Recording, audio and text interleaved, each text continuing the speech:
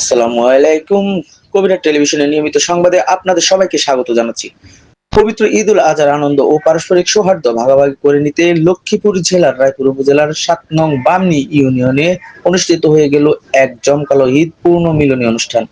গতকাল ঐতিহ্যবাহী বাংলাবাজার কবিরহাটে এলাকার সর্বস্তরের মানুষের স্বতঃস্ফূর্ত অংশগ্রহণে এই আনন্দঘন উৎসবটি সফলভাবে সম্পন্ন হয়।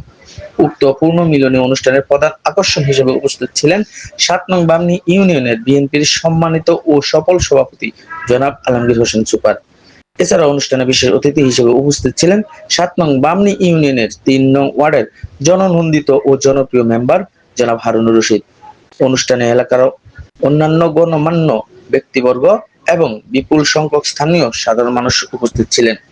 গুরুত্বপূর্ণ এবং আনন্দমুখর এই পূর্ণ মিলনী অনুষ্ঠানটিতে সভাপতিত্ব করেন কবিরাট টেলিভিশনের সম্মানিত সম্পাদক ও পরিচালক বিশিষ্ট সিনিয়র সাংবাদিক জনাব রেজাউল করিম হাওলাদার।